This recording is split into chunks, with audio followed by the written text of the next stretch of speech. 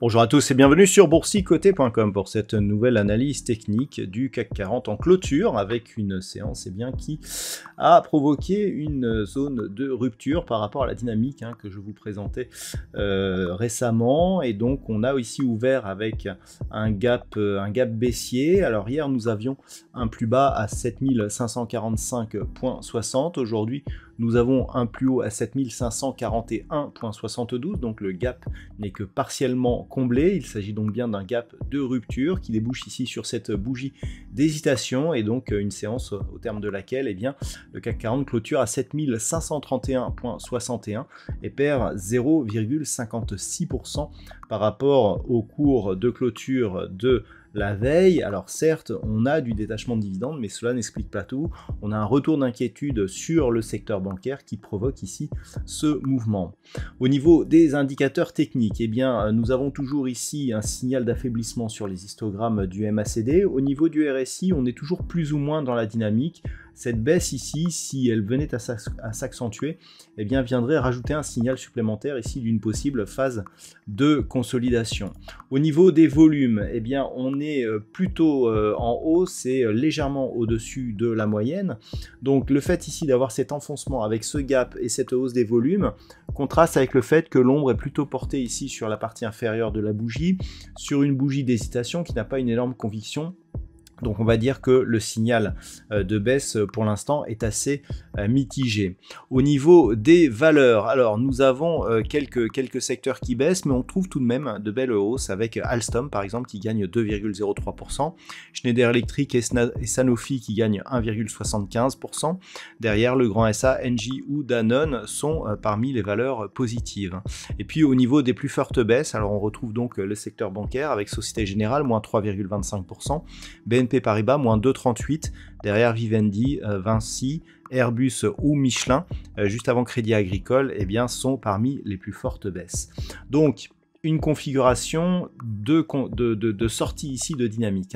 Il y a peu, je vous traçais donc ce petit support.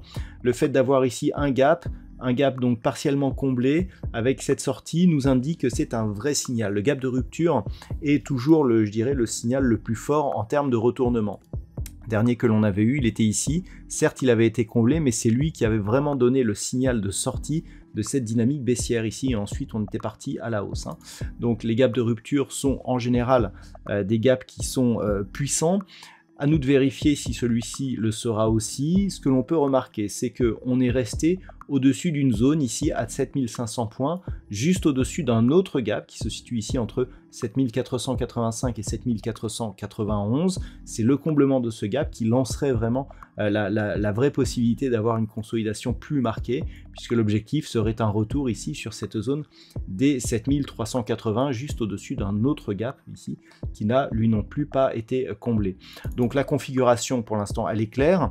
Lorsque l'on trace les retracements de Fibonacci sur la dynamique directe, c'est-à-dire à partir de ce point bas et ici jusqu'au point haut que nous avons connu hier et qui constitue un record pour l'indice. On voit que on est largement au-dessus du retracement à 23,6% de Fibonacci, 7433 points, et au-dessus ici du retracement à 38,2, 7341. Donc pour l'instant, on est très très loin d'un vrai signal de consolidation, mais on voit que si on revenait ne serait-ce que sur la zone des 7380, on pourra enfoncer ici jusqu'au 38,2 qui se situe sur un niveau proche ici de cette zone horizontale des 7335, mais que grossièrement, ce n'est que sur cassure de ces zones, où on aurait aussi une rupture de la moyenne mobile 20 exponentielle, que l'on aurait des signaux, assez importants. Si on prend la dynamique vraiment directe, celle qui est presque intraday, à court terme, on voit qu'on est venu tester ici le retracement des 23,6%. Donc que ce soit sur le court terme ici ou sur une tendance globale, on est sur pour l'instant un mouvement qui reste limité.